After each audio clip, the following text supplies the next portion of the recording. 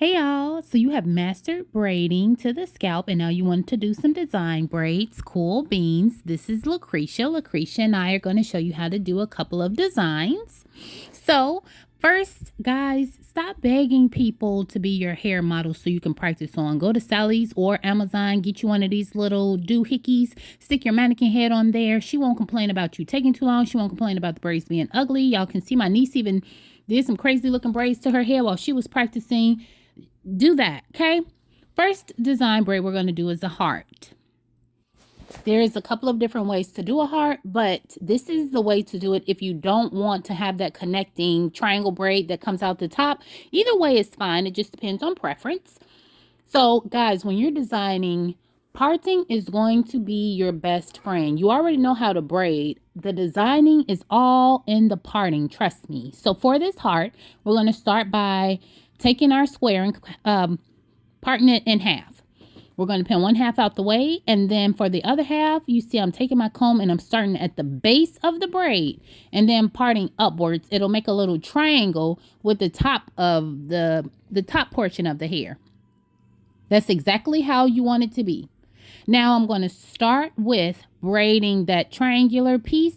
And guys, I know a lot of people don't like to use product. Use some product when you're doing these design braids. I promise you, especially when you're starting out, it'll make life way easier.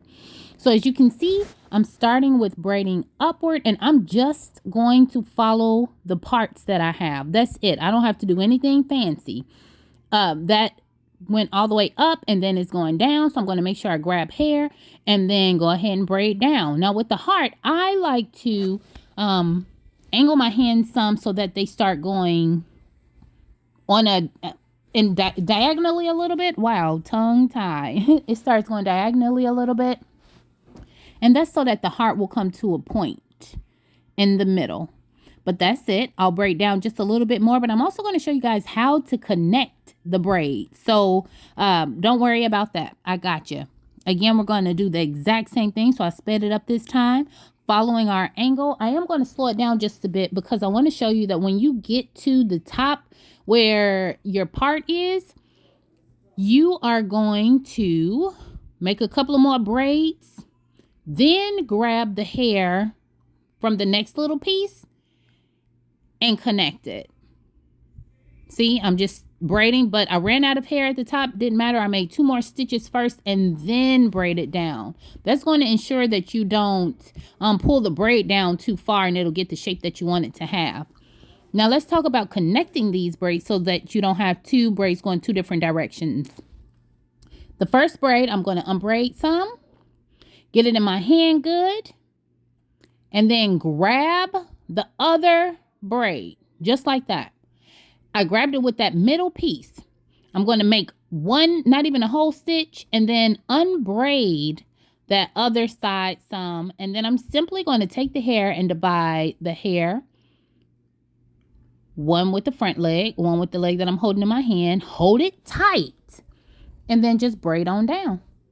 Now, if that looks a little confusing or if I explained it bad, I'm sorry. That's the best way I know how to explain it. My suggestion would definitely be to relook at that because once you get it, you got it, and it's a super simple process. Now, let's do a zigzag braid. Again, one of the easiest braids to do. The difference with this one is that the parting is way more simplistic. So we're just going to make little rectangles, parting straight down. I'm putting product in between each one so that my braid will be neater for the parts. Because remember, anytime you're doing design braids, the parts is going to be what helps you out. So I want to make sure my parts can be crisp, and I want to make sure that the hair stays separated is what I was trying to say. So I'm going to put product between each one, clean up my parts. This will look way neater on a person's scalp as opposed to this mannequin head. Trust me. So I make sure every one of those pieces has some product on it. And then I'm taking little clips and I put a clip on each one of those parts to make sure they stay separated. Cool beans? Now I'm just going to start braiding, and I'm going to follow my parts. So this one I planned out to go up first. So I'm going to go up and then grab the hair and go down. Now, guys, I messed up on this one trying to hurry up and get through with the video and didn't braid a little bit after I got to the end of my parts, and you'll see why that's important. Remember I said braid a couple of times before you grab that next piece from your part when we were doing the heart?